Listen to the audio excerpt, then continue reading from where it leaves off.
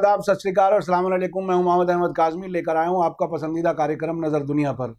हम आपको वो खबरें लाते हैं जो आपको दूसरे माध्यमों से नहीं मिलते, और बीबीसी, CNN और जो इजराइल और अमेरिका का भोंपू मीडिया है और उससे इन्फ्लुएंस हुआ हमारा भारत का भी मीडिया, वो खबरें आपको कभी नहीं पहुंचाएगा।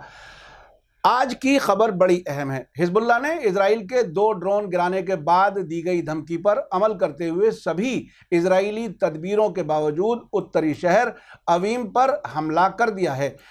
खबर में आगे बढ़ने से पहले आपसे गुजारिश है कि अगर आप YouTube पर देख रहे हैं तो सब्सक्राइब कर लें, और अगर फेसबुक पर देख रहे हैं तो लाइक ज़रूर कर लें ताकि आपको हमारी सभी वीडियो की सही वक्त पर इत्तला मिल सके।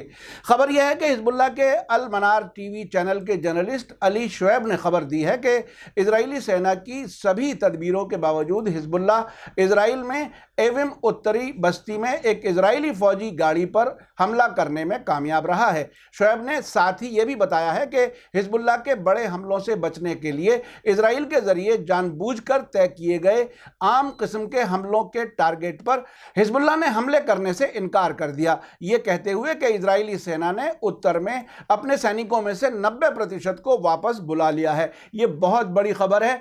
इजराइल, जिसको कहा जाता है कि पूरी दुनिया में सबसे बड़ी ताकतवर फौज है, उसका ये हाल है कि 90% जो फौज है खुद लेबनान की सीमा से लगी हुई, वो वहाँ से फरार कर चुकी है।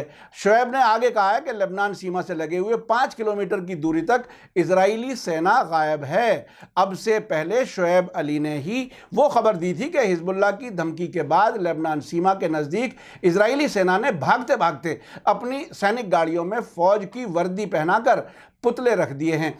उन तस्वीरों को सोशल मीडिया पर डाल दिया गया था और इजराइल का इस पर बहुत मजाक उड़ाया गया था।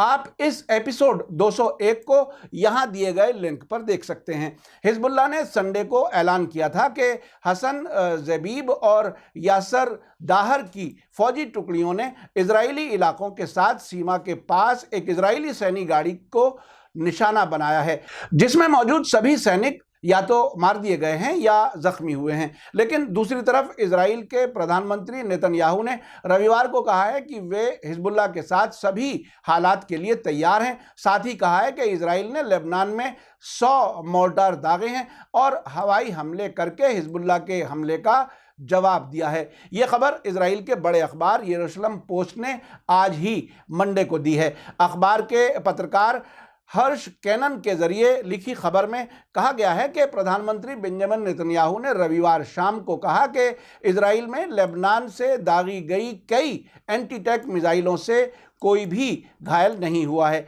उन्होंने आगे कहा है कि हम आइंदा के बारे में ये मशवरा कर रहे हैं, किसी भी हालत के लिए तैयार हैं और भविष्य में यानी आने वाले वक्त में होने वाली कार्रवाई की बुनियाद पर फैसला लेंगे। यानी अब वो इंतज़ार कर रहे हैं कि हिजबुल्लाह की तरफ से क्या कार्रवाई हो, हम उसी के हिसाब से जवाब देंगे।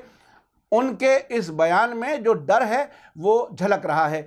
अब से पहले इजराइल के 2 ड्रोन लेबनान में हिजबुल्लाह ने गिराए थे और उसके बाद हिजबुल्लाह के नेता हसन नसरुल्लाह ने कहा था कि आज के बाद आने वाले हर एक इजरायली ड्रोन को मार दिया जाएगा, और ये धमकी भी दी थी कि वो इजराइल के खिलाफ जवाबी कार्रवाई करेंगे जिससे पूरा परिदृश्य ही बदल जाएगा। उन्होंने इस हद तक कहा था कि इजरायली फौज को 1.5 टांग पर खड़ा होकर हमारे हमले का इंतजार करना चाहिए। उसके बाद अलमनार के पत्रकार अली शुएब ने एक वीडियो जारी की थी जिसमें लेबनान सीमा से लगे इजरायली सैनिकों के फरार होने और फौजी गाड़ियों में फौज की वर्दी में पुतले रखे होने की खबर दी थी।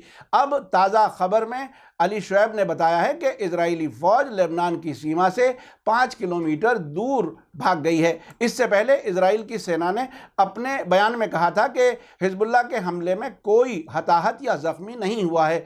यह बयान भी यरूशलेम पोस्ट ने मंडे को ही छापा है। इजरायली फौज के स्पोक्सपर्सन ब्रिगेडियर जनरल रोनेल मनेलिस ने हिजबुल्लाह के जरिए अनेक मोर्टार हमलों की पुष्टि की और उसके साथ ये भी कहा कि इसमें कोई भी इजरायली जख्मी नहीं हुआ है। इसी बीच लंदन के अरबी भाषा के अखबार रायल यौम के एडिटर अब्दुल बारी अतवान ने अपने लेख में सवाल उठाया है कि क्या इजरायली फौजी गाड़ी पर किया गया हमला वही हमला है जिसकी हसन नसरुल्लाह ने धमकी दी थी। इजराइल के जरिए सीरिया में हिजबुल्लाह के 2 मेंबर्स की हत्या और लेबनान में ड्रोन हमलों के बाद हिजबुल्लाह ने जवाबी कार्रवाई की हसन नसरुल्लाह की तरफ से धमकी दी गई थी।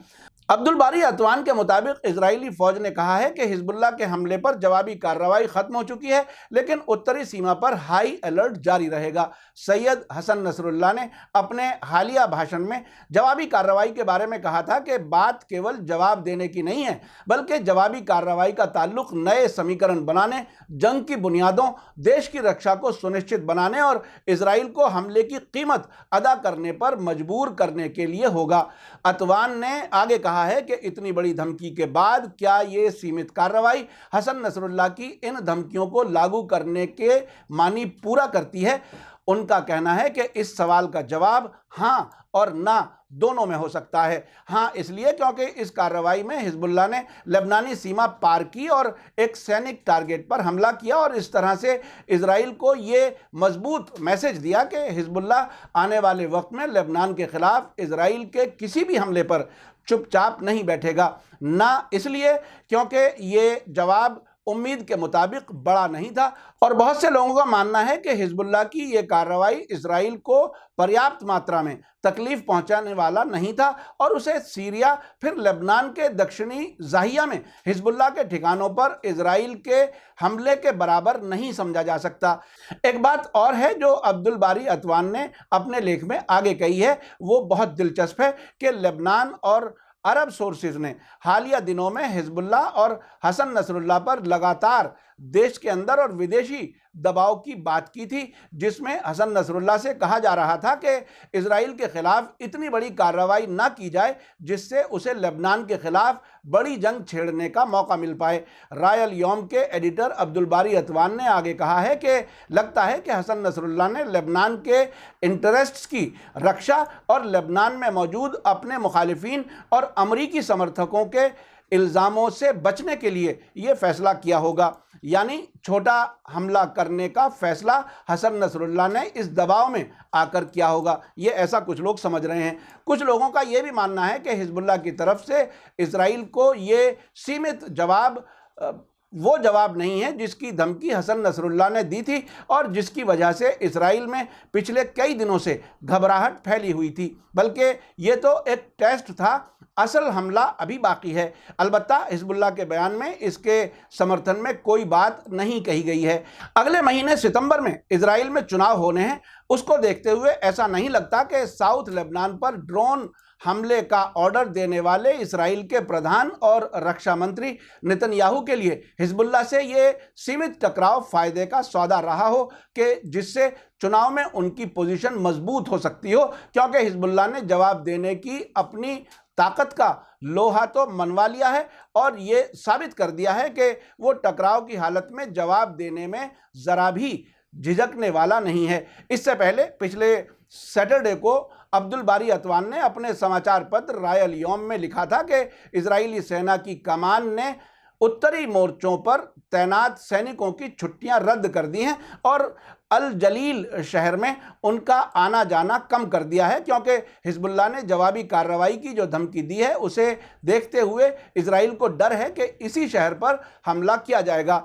इस बीच हसन नसरुल्लाह को अरब और यूरोपीय मीडिएटर्स की तरफ से प्रपोजल दिया जा रहा है कि वे 1 या 2 इजरायली ड्रोन मार गिराने या फिर 2-3 इजरायली सैनिकों को मारने जैसा सीमित हमला लें या फिर 2-3 इजरायली सैनिकों को मारने जैसा सीमित बदला लें, ताकि इजराइल इसके जवाब में लेबनान पर बड़ा हमला ना करे। लेकिन इस तरह के सभी प्रस्तावों को हिजबुल्लाह ने कड़ाई से रद्द कर दिया है। आपको याद दिला दूं कि हाल ही में जब ईरान ने अमेरिका के ग्लोबल हॉक ड्रोन को गिराया था, उसके बाद अमेरिका ने ओमान के ज़रिए ईरान को ये पैगाम दिलाया था कि हम ईरान के जंगलों में एक छोटा सा हमला करना चाहते हैं, लेकिन उसका ईरान जवाब न दे। इस पर ईरान ने कहा था कि हमारी सीमा में कोई भी हमला जंग की शुरुआत होगी और जंग आप शुरू करेंगे, ख़त्म हम करेंगे। उसी के बाद ये खबर आई थी कि डोनाल्ड ट्रंप ने ईरान के खिलाफ जंग का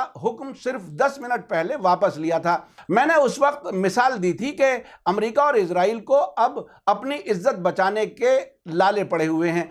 उस वक्त मैंने कहा था कि ये तो बिल्कुल ऐसा हुआ कि एक धनवान आदमी, एक मालदार आदमी, एक गरीब लेकिन इज्जतदार आदमी से कहे कि मैं तुम्हें पब्लिक के सामने थप्पड़ मारूंगा, तुम जवाबी हमला मत करना। ऐसा कौन इज्जतदार आदमी या देश होगा जो इस धनवान के हाथों अपनी इज्जत खराब कराएगा? आपने देखा कि अमेरिका और इजराइल का हाल और उनके हथियारों का क्या हाल हो रहा है और उनके फौजी कितने खौफजदा हैं, दुश्मन से ही पनाह मांग रहे हैं और अपनी इज्जत को बचाना भी चाहते हैं। क्या ऐसा मुमकिन है? उन्हें कौन बताए कि कोई भी इज्जतदार मुल्क और कौम अपनी इज्जत को कितनी अहमियत देती है। मेरा कार्यक्रम आपको कैसा लगा कमेंट्स में ज़रूर लिखें। इसी के साथ मुझे दीजिए इजाज़त। धन्यवाद, शुक्रिया। जय भारत, जय हिंद।